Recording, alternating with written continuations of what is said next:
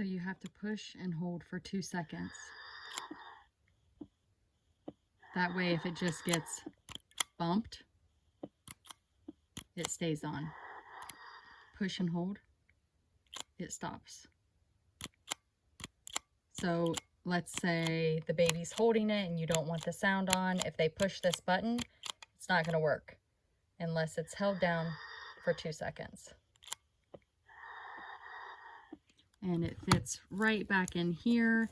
This is machine washable. So you just take that sound piece out, throw this in the wash, and I believe it said you can wash and dry it. Let's see. Recommend machine washing the doll at 40 degrees Celsius in a wash bag on low spin.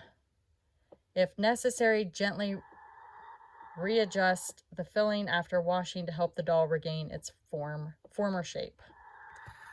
So maybe it doesn't say if you can put it in the dryer or not. But yeah, that's what it's made of. So hold 2 seconds.